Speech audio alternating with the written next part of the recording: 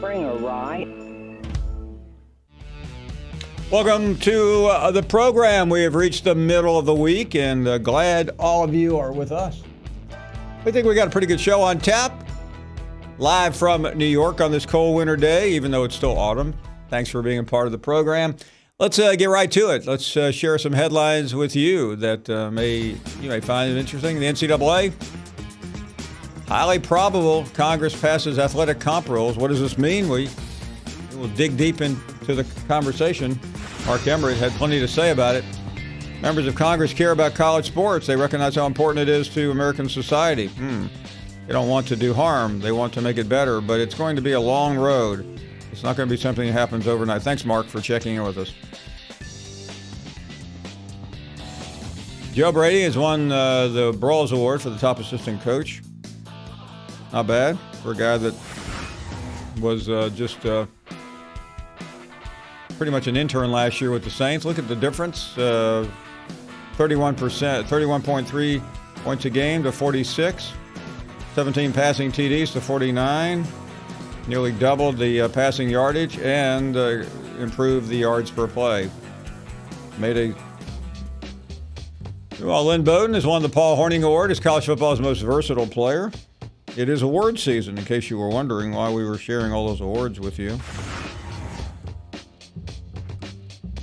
Bowden was the only FBS player, actually the only one over the last 25 years with at least 300 passing receptions, 1,200 rushing yards, and 300 receiving yards in a season. You can say he did everything but sell popcorn. Here's what's coming up on the program this afternoon. Josh Bertaccini from Northwest Arkansas. He hosts the #1 show out there. He will tell us what the reaction's been. Matt Rule, candidate for Coach of the Year from Baylor, going to a big bowl. Vince Thompson will be here.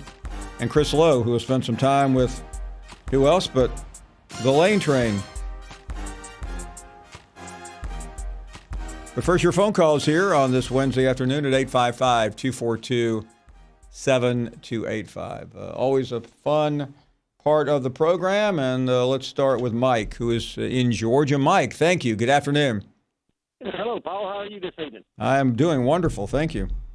Yep, that's a pretty good season the Gators had this year, wasn't it? Yes, sir. Yep. How you reckon they'll do in the bowl game? I think they'll do well. I think they'll win. Yeah, well, I would hope so. I keep my fingers crossed. I never go too positive on my Gators. I don't want to jinx them, you know. Well, don't worry about jinxing them. With Dan Mullen in charge, you don't have to worry about that. Dave is in Baton Rouge. Hey, Dave. Hey, Paul, how are you? I am well, thank you. I'm sorry I had you on speakerphone for a second. Let me tell you something, Mr. Finebaum. Yes, sir. Life could not have been any better yesterday in Baton Rouge. We had Coach O winning all the awards. We had Joe Brady winning all the awards. We got Burrow going to get the Heisman. And in the middle of all of this yesterday, the Dave Aranda story broke. And you would have thought Baton Rouge has stopped with the phone calls between everybody yesterday. So we dodged a bullet for sure. Yeah, you know, what I thought was the biggest part of the Aranda going, I think it was to Vegas, was the distraction that would be created for the playoffs and the championship. And listen, if that's what he wanted, if he wanted to be a head coach, obviously he's considering it. But I've watched this before with coaches, and no matter what the circumstances are, I've seen it with Kirby Smart, I've seen it with Jeremy Pruitt, I've seen it with Lane Kiffin, I've seen it with Dan Mullen when he was at Florida. David Cutcliffe finally walked away when he was at Tennessee. It's always a problem, and for LSU, that was a big deal keeping him yesterday. No doubt, because the thing that scared me was the recruiting, Paul. Well, listen, yeah, I mean, we're talking a couple of days away from National Signing Day, 7 days away. That would you would have lost some players. There's no getting around it because there isn't a replacement for Dave Aranda. Thanks for the call. Really good to have you on. Mike in Birmingham is up next. Hey, Mike. Hey, how you doing, Paul? Hey, bud. What's up? What's the latest on the tour situation? Has it made the announcement yet? What was that, Mike? What's the latest on the tour? Has he made the announcement yet if he's going to stay or going pro or what? I don't think so. Yeah. Do you Hey, think? thanks for the call. Appreciate it. John is up next in Baton Rouge. Hey, John. Hey, Paul. Good day to you. Thank you. I just kind of wanted to mention about several things, but the first thing I wanted to mention was the playing surface over in Atlanta with all that rubberized mess. It was terrible. On the artificial turf. It really seemed to affect Clyde Edwards-Helaire. You know, he's a dynamic back. He does a lot of real special moves, and he was slipping and losing his footing quite a bit on that surface. And I kind of hate to see him have to go back and play on that surface again, even though it's closer for our fan base. But I thought that was I never really got a chance to talk to anybody there about what the problem was, but it was a mess. People were falling down all over the place. It seemed like too much of it on there to me. I know it seemed like the first place I ever saw that mess on the field was in the Superdome with the Saints. But anyway, another thing I wanted to mention, all these Alabama fans, they keep mentioning about Saban going to stay. You know, it seems like he's going to stay forever, but Saban is 68 years old.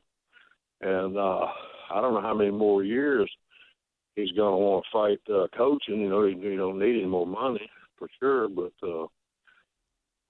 everybody acts like he's in his 40s, but he won't be there that much longer. You know, John, it's interesting. I mean, I think Alabama fans are so used to saying, well, we have Nick Saban, that they're not really facing reality. I don't know when he's going to leave. And, you know, I'm not going to bore you with his health and his physical condition. He's in good shape.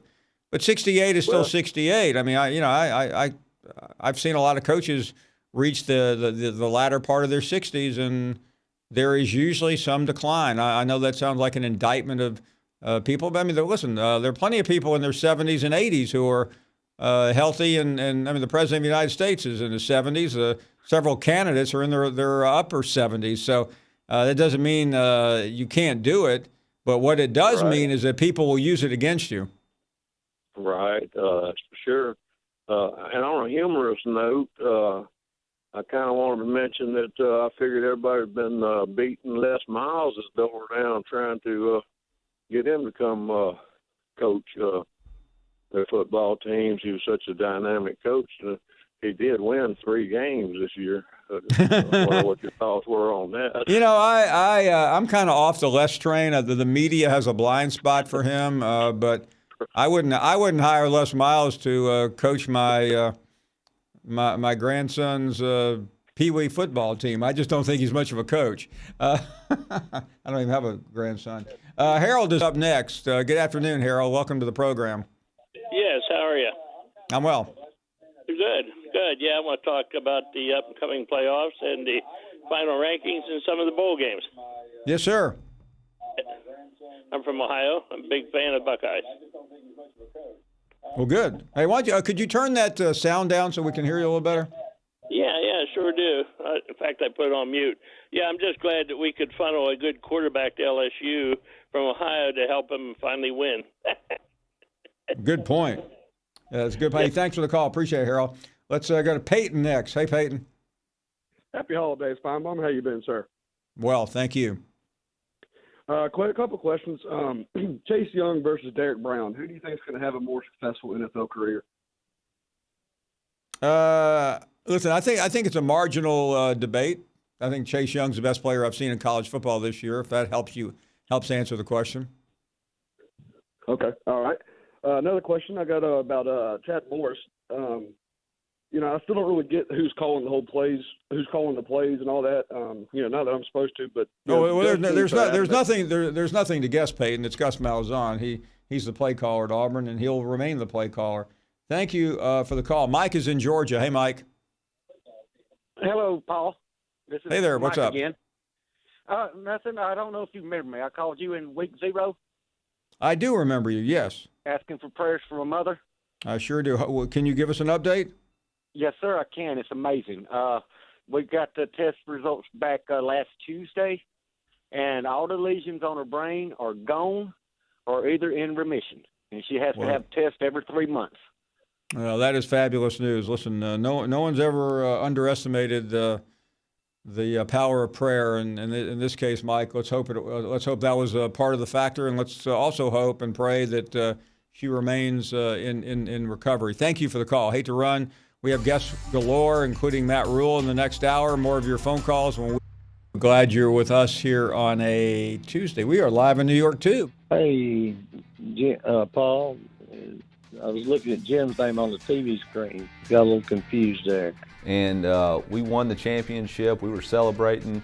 I go in, check my phone, and my agent had left me a message, said that Missouri was on their way to meet with me and wanted to set up a meeting with me. My daughter was performing in the Nutcracker at 7 p.m., and so I said, well, I got to go watch the Nutcracker because I'm a father first, and then we'll figure all that stuff out. And then, I mean, as everybody understands in this business, things move incredibly fast. And so next thing you know, I'm on the Paul Finebaum show as the head coach of the SEC. I mean, it doesn't get much better than that, does it? How was the presentation of the Nutcracker Sunday afternoon? Oh, my daughter is a star. I owe you an apology for my call last week. I was a little testy. I didn't appreciate you mocking Alabama's 12th ranking. And, again, it was just one of them days. Squirrel called in to apologize for something he did the other day, guys. He ended up making it worse. Does he need to apologize again? Did anybody say that LSU's the new IT program of like moving forward? Are they not just enjoying success that LSU has this year? You could just hear the bitterness coming through his veins. Listen, if you're an Alabama fan, it's not like you had anything taken away from you or stolen from you. I mean, you got beat twice. Get over it. But I just heard Squirrel on your show, and I got to tell you, Paul, that man just filled up my cup. I'm talking the big gulp, super duper cup. And I just want to thank him. Both being very camera shy, at least one in particular. How did you get them to loosen up and be authentic, which apparently comes off very, very true in this film? Yes, I think it does. It's the most relaxed I've seen them on camera and most forthcoming in this sort of setting. And I think it was because we didn't make them uncomfortable by making it feel like a TV show.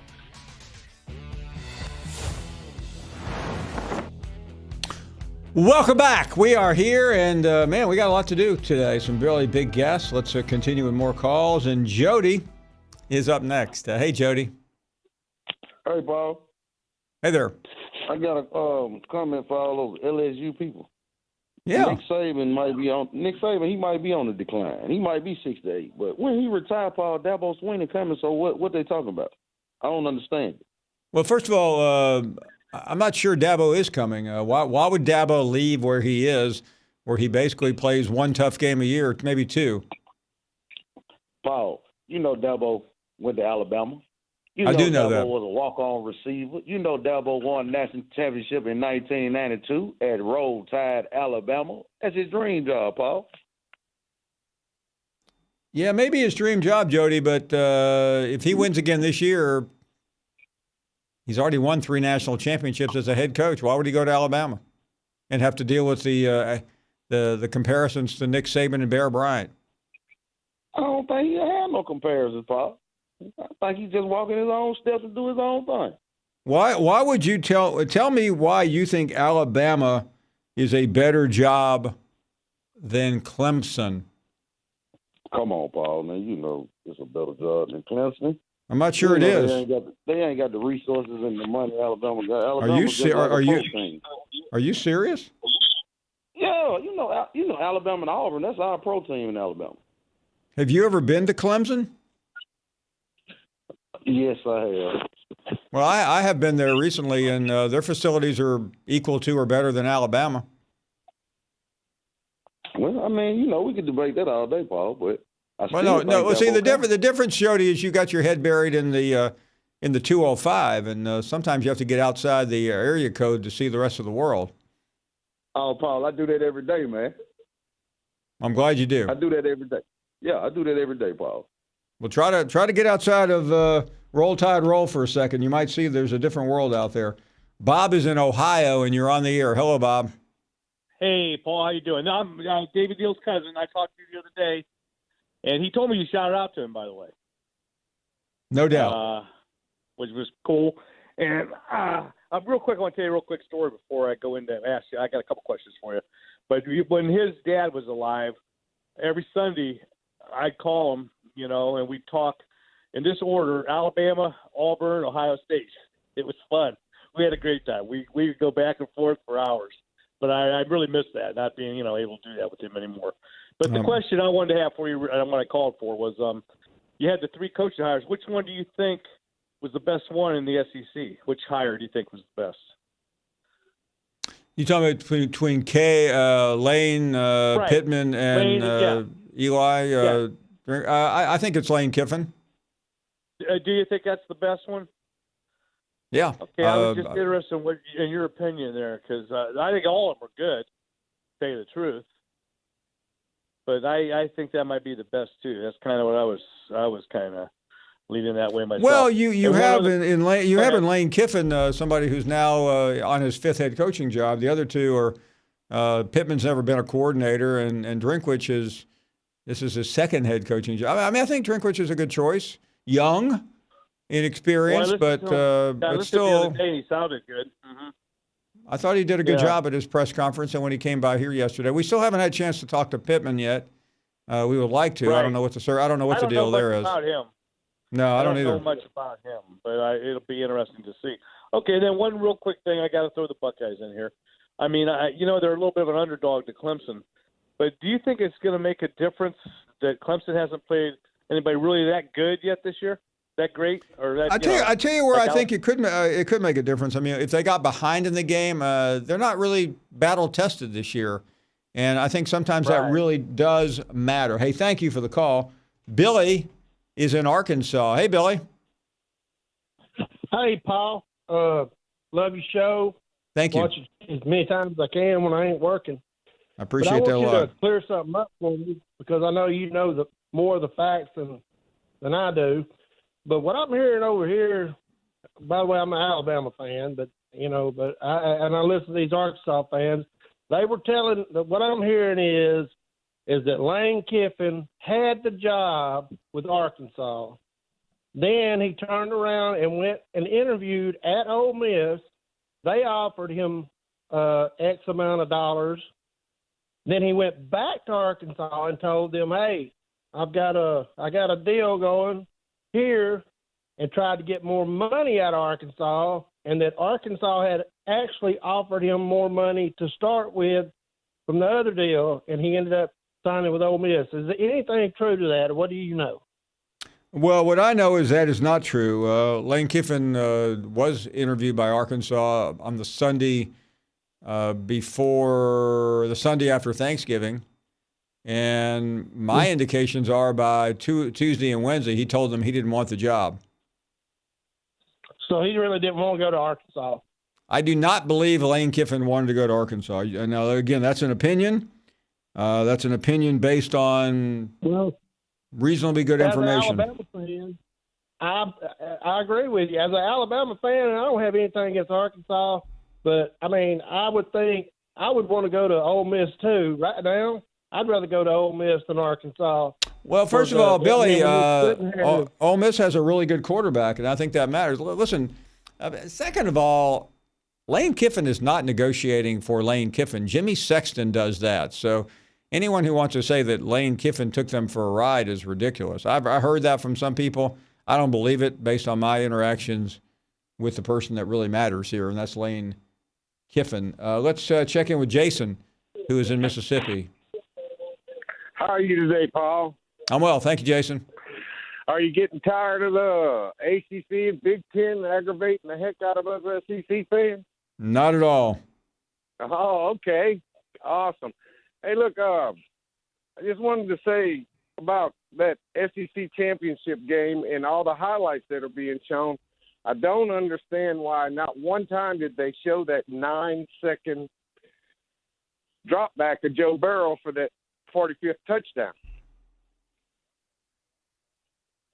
Well, I didn't realize they hadn't shown it.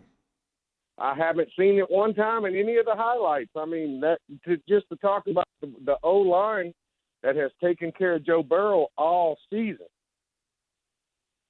Another thing, I've heard a lot of beatdown on Jake Fromm, but, I mean, if you look at his first 5 passes, they all should have been caught. And, I mean, you work with some receivers over there. I mean, some quarterbacks. If I'm not mistaken, you can ask them after you throw passes that should be caught. At some point, you kind of lose confidence, don't you? I think Jake Fromm is an amazing quarterback. Jason, that's a fair point. Hey, appreciate the call. We have to go to a break. More to come here on the program. Your phone calls will continue. We are going to head to our. The only way I know how to fix something is to go to work. And I believe that you can recruit, and in recruiting, you're going to have to recruit your team that you have now. You have to recruit them to believe in what you're trying to get accomplished. You have to recruit the people that are going to come in to be part of the next team. You have to recruit coaches to come in. You know, since I got the job, I had over 400 or 500 text messages, and of those text messages, there's a lot of people in America that think about the Arkansas Razorbacks same way I do. And you might be shocked, you might not, to see some of the coaches that want to come here and be a part of Arkansas football and where they're at right now, and not unemployed, but great programs around the country. I've kind of always felt that way about Arkansas ever since I was a kid. And I want to tell you something. You guys were really good to me when I was here last time. You let me take my shoes off when I wanted to. Sometimes I'd take my socks off too, but y'all didn't seem to mind. You was good to me. I understand you're going to report like you need to report. I understand that too. But I'm going to go to work. I'm going to go to work. I'm going to hire a good football staff. We're trying to get them in as fast as we can. But to say I'm proud to be the head coach at Arkansas is an understatement. What we want is we want to be versatile. I love the RPO game. I like the quarterback read game. And I like 11, which 1 tight end, 3 wideouts. And I like to throw the flash screens and different things of that is into the RPO system. Again, when I was here the first time at Arkansas, we played bully ball. And it worked for us at times, and sometimes it didn't. It's like football. I think there's a time to bully people as well, but you better have the guys or you're going to try to bully somebody. So right now, it'd be more of a pin and pull, more of a RPO system, things where we can get angles in blocking and edges as fast as we can with either read style or pulling linemen to get out there. We're back, and we've had a lot of people on. We had Lane Kiffin on Tuesday. Yesterday on Monday we had Lane Kiffin on. Yesterday we had Drinkwitz on. We still have not had Sam Pittman on. We are hoping to get him as soon as he comes in from the cold, or otherwise known as the recruiting trail. But we have somebody just as interesting, Josh Bertaccini. He hosts the #1 sports call-in show in Northwest Arkansas. He is the voice of Arkansas, and he joins us now. JB, great to have you on. Before we get into how Pittman has been received, can you tell us what transpired over the last couple of weeks with Hunter Yurachek after dumping Chad Morris, especially his process, because from a distance it seemed rather convoluted? Yeah, absolutely. And great to be on with you, Paul, and happy holidays to you and all your listeners. And yeah, I think here we're grateful it's over. That's for sure. The search that you just brought up for Sam Pittman that took, can you believe, 4 weeks for Arkansas to find itself a head coach? And you asked me for what went on with Hunter Yurachek behind the scenes. I'd be remiss if I didn't mention to you the last time we talked a couple of weeks ago, all signs were pointing elsewhere. And so, did Arkansas end up getting the number 1, number 2, top 5 kind of candidate on their board? I don't think they got the top guy or two, but they certainly got somebody who wanted the job. And truthfully, this is a tough job right now, as you well know, and a job that is not in high demand for big-time coaches. So they probably didn't get their first or second choice, but they definitely got the guy who wanted the job more than anybody else. Well, that's great. Who wouldn't want a $4 million a year job? But, JB, tell me this. Who did they target and what happened? You and I went over some figures, some names. I think you're onto it as much as anybody, Paul. I think, Arkansas was interested in a guy like Lane Kiffin, who I thought, represented really well on your show, talking about his interest in Mississippi and a chance at the SEC again. And there's still some talk around here right now about what exactly went on behind the scenes. I heard a caller on your show just a little while ago who I think is privy to the same information I am, that Arkansas was deeply interested in Lane Kiffin and went pretty hard after him. And then, as you said yourself a few minutes ago, Paul, I'm hearing the same thing, that things didn't go much beyond that once we got into the middle of last week, it was very evident that Lane was not interested in Arkansas. And so what did that mean? That meant the Hogs were scrambling. And what they did was they went out and got a couple coaches some good raises. Matt Campbell at Iowa State, Mike Leach at Washington State. Both guys interviewed with Arkansas. Both guys got more money to stay put. And Arkansas ended up going after Sam Pittman, who, as you well know, was already an offensive line coach here for 3 years under Brett Bielema. So they get Sam Pittman. We watched his news conference the other day. JB, I know you were there. I really didn't know what to make out of it through the lenses of television. Tell us what it was like inside that room. It was interesting, Paul, and I've been to way more of these than I'd probably care to remember in the last few years with Razorback football. In fact, I was thinking about that the other day. 5 times now in the last decade I've been there where, a head hog was introduced and they spoke about how hopefully he'd be there forever. So, I mean, we've had this happen too often, and they've been stuck in a rut for all the reasons that you and I have discussed before. I thought Sam Pittman came in and, truthfully, he looked like a guy who was grateful for the opportunity to be a head coach finally. I thought you saw genuine emotion and enthusiasm. You saw some tears of happiness that I thought were real, and I thought that was a good moment. The folks in the room clearly on his side. Paul, he's got family throughout this area. He is one of those guys, folks in Arkansas, I mean, that's from Oklahoma originally, but folks in Arkansas would call Pittman a Razorback through and through. And if you look at what happened with him under Brett Bielema, a guy who tried to play, bully ball, big guy football at the line of scrimmage, and then when Sam Pittman left and went to Georgia and joined Kirby Smart, you saw how Georgia just descended on the offensive line, and Arkansas has been a disaster ever since. So Pittman pointed to that. He pointed to his recruiting. He pointed to wanting the job. I thought he looked a little bit tired, like a guy who'd probably been in a whirlwind for the last day or two, like he admitted he was. But, did he win the room? It's pretty hard not to on a day where folks are feeling more relief than anything. Clearly, though, and I'm sure we'll get into it here for a second or two, Paul, a lot of questions around Sam Pittman's hiring right now. What are the biggest questions other than he has no experience as a coordinator or head coach?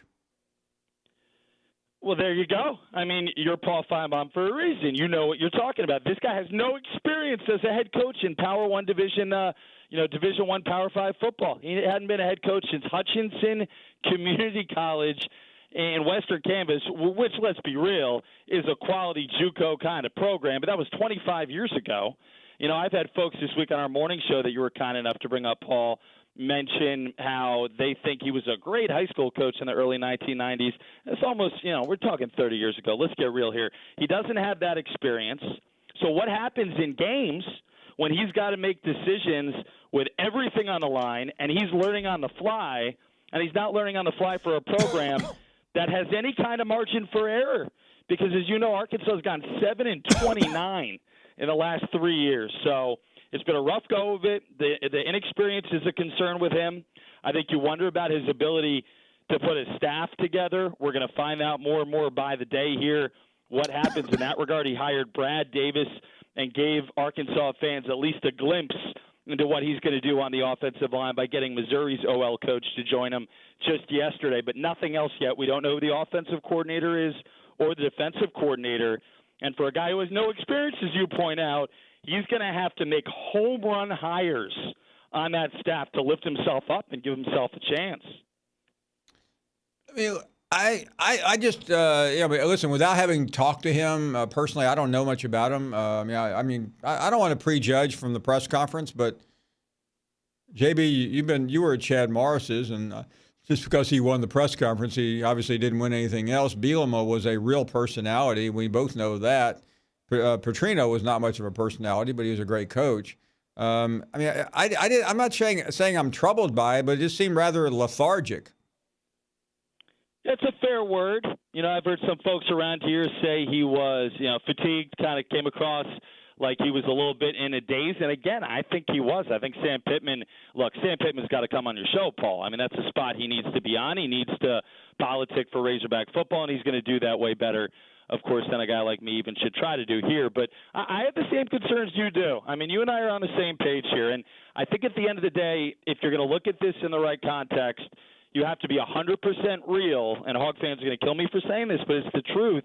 You have to be 100% real about the fact that you are not a sexy job right now. You're a job that has destroyed careers, and I was talking with our mutual friend Dale Daniels about this just the other day. There's almost no track record of coaches who've come to Arkansas and use this as a springboard to better things in their careers. So that kind of rumor of Coach Killer you that you hate to see is hanging out there right now.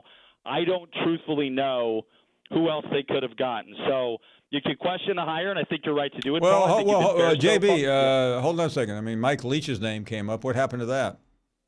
I don't know. I mean, seems like, had Leach been hired, that was a pretty dynamic hire compared to Sam Pittman. Don't you agree? I think Leach would have been exciting. I think Lane Kiffin, who I talked, excitedly about on your show a couple of weeks ago, I think he would have been a good fit. I think Hunter Yurachek wanted a guy like that, but at the end of the day, look, they just couldn't get him. And Arkansas is paying two coaches not to coach here right now. I know Chad Morris just joined forces with Gus Malzahn at Auburn, but that's not going to cover his $4 million a year buyout. So they're stuck between a rock and a hard place, Paul. I wish I could paint it prettier than that, but that's where they're at right now, and they just have to hope that Sam Pittman turns out to be, I keep hearing, the next Ed Orgeron. We'll see about that one.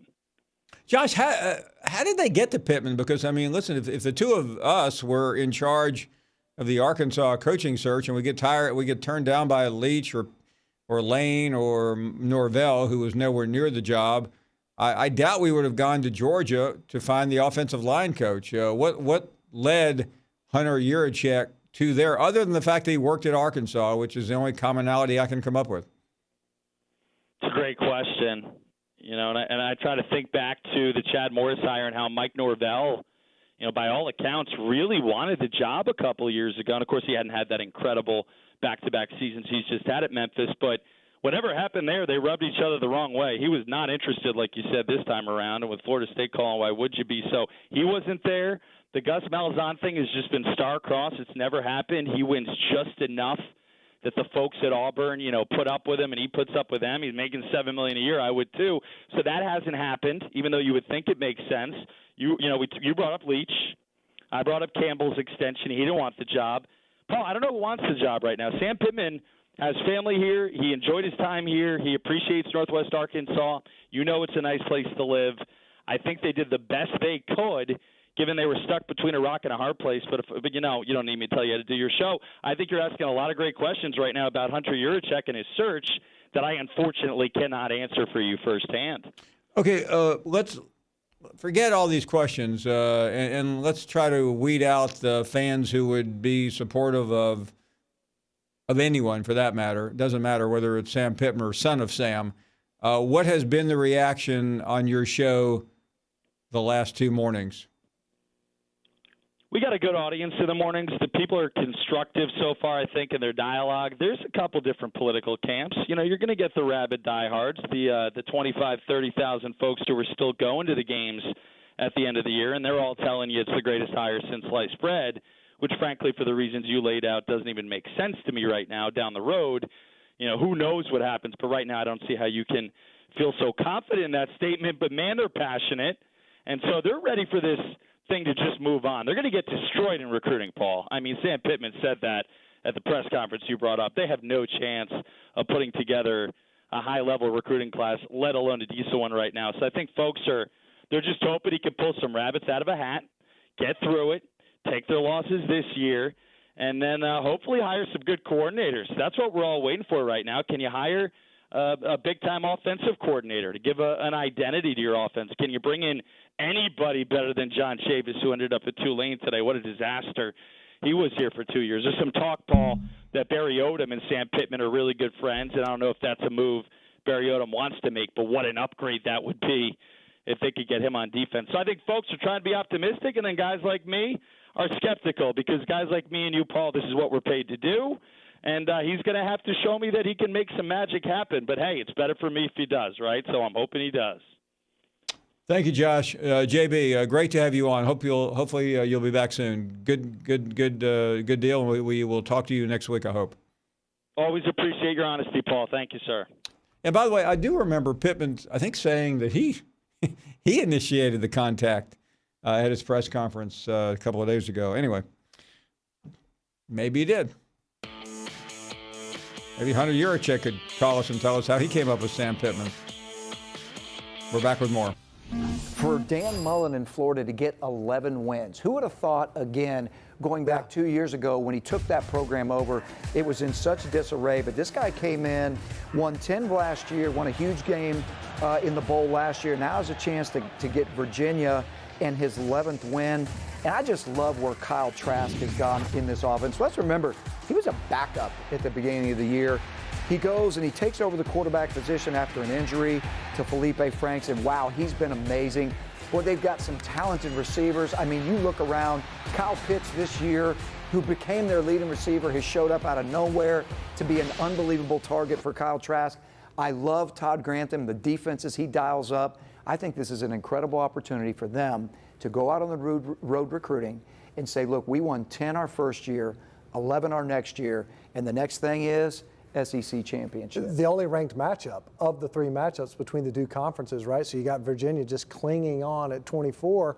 And then, of course, a Florida team that many contended was maybe the best team in the East Division had a tough draw out of the West. They got to play LSU every year. Just a fantastic job that they were able to do opposite a really good defense, having go to your backup quarterback in Kyle Trask. Yeah, and important to remember, too, that Florida's couple of losses are really good losses against really good teams. That being said, what do you think is maybe the biggest challenge for these SEC teams as they take on a couple out of the ACC? I think distraction. That's a big piece of it, and we'll talk about this throughout this month, but it's not only players trying to make decisions as to whether or not they want to continue to compete at the collegiate level, but the other piece of it, too, is from a coaching staff standpoint. When you have success, other programs are going to want to come and take a look at who's coaching, who's developing these players, who's recruiting these players. And if you're smart, you would want to emulate and maybe even borrow from these programs that have enjoyed a great deal of success. That's why what has happened at Clemson is so unique, the fact they've kept that staff intact for so long. But I think the possibility for distraction is one of the biggest issues heading into bowl seasons, more so now than any other time. It makes the conference comparison thing really challenging, because we won't necessarily see the team that we saw in the regular season in the postseason, I think, because of some of the potential departures. Well, what's interesting about the matchups against these ACC teams, that all three teams from the SEC that are playing these ACC teams ought to come in with a great mindset. They all came off great wins at the end of the season. Mississippi State winning the Egg Bowl. Florida, the way they destroyed Florida State. These teams are coming off. Kentucky, look what they did to Louisville. Yeah. Absolutely destroyed Louisville. These guys, this team may say, these three teams are probably going in going, I just want to play one more game with my guys. Right. You know what I mean? Because they ended on such a powerful note. Because what you're saying is true, Stench. I mean, the problem is that the college football playoff has created a scenario where sometimes when you get to these games, they don't become as important to the players, even though they are to the fans and everybody else. Welcome back, and we are taking your phone calls at 855-242-7285. Let's go to Kyle next in Mississippi. Kyle, thank you. Good afternoon. Hi, how are you, Paul? I'm well. Thanks a lot. Yeah, hey, I was just calling. I'm in between both Alabama and LSU, and I got to give props to LSU this year. They have done some remarkable things, but everybody keeps talking about how Nick Saban is either getting old or, hey, he might be on his downfall. I mean, what other program in the United States would not want Nick Saban as their head coach? The guy's brought 5 national titles to Alabama. He's had, I think might be his second year where he's not. Hey, ranked, Kyle, Kyle, let me play devil's advocate here for a second. Sure. And I listen. I've been on the Nick Saban greatest coach of all time train for a long time. But when you're talking about present and future, the past is important, but it doesn't always factor in as the overbearing or overwhelming and most important thing. So when you look at Nick Saban, you can't really get hung up on what he's done. All you can do is think about what can he do now. And I know that sounds very capitalistic, but that's the bottom line. So at 68, Nick Saban isn't going anywhere other than Alabama. He might consider an NFL job one day. But more than likely, he's either going to coach at Alabama for X number of years, or he's going to walk away and do something else. Right, and I agree, and you're absolutely right. But the point I was trying to make was that people just seem to they're kind of down on the guy. The guy's done great things for not just Alabama, but everywhere he's been. He's a great recruiter, and I really don't think that let me rephrase that. I think people need to look at that. The guy's still a recruiting person. Well, listen, I mean, Alabama right now is currently ranked number 2 in recruiting. That's pretty amazing. They haven't really been outside the top 2 or 3 in 11 years. So I don't know if anybody watched. I watched about half of it last night. I'm going to finish it later in the week. The Saban Belichick HBO special that we had the producer on yesterday. I mean, it's really interesting to watch those two guys converse unfiltered. And if anyone saw it, I'd be anxious to get your reaction. Let's continue. James is in Baton Rouge. Hey, James. Hey, how you doing, Paul? We are doing great. Thank you. Hey, this is the first time call. I just had a couple of things. I've been talking to a friend of mine. He's lives in Birmingham. He's from Leeds, Alabama. Actually grew up with Charles Barkley. But anyway, he's a recovering Alabama fan. And I talked to him after the LSU-Alabama game, and he was like he wanted LSU to beat him more than the 5 points that he did, because he said these Alabama fans are so, you just don't know how cruel they are, put it like that. Anyway, my thing is this. It's like over the years, Alabama's had a nice run going. And who's to say it's not ending now? I'm not saying that. But with me, whoever is in the championship, it's not about the team. Listen, if your team couldn't make it to the championship, say Alabama, Auburn, or Florida, whatever gets there, I'm pulling for them because it's about the conference. I'm not necessarily pulling for them because I'm a fan of theirs, but I am a fan of the SEC. So that's what I wanted to say about that. How do you feel about that? Well, I'm glad to hear from you. I hate to run. We'll talk about that in a few minutes. Number of guests will be dropping by, including Matt Rule. We've already had JB on from Fayetteville, Vince Thompson a little bit later on, Chris Lowe on a couple of days with Lane Kiffin. More of your phone calls.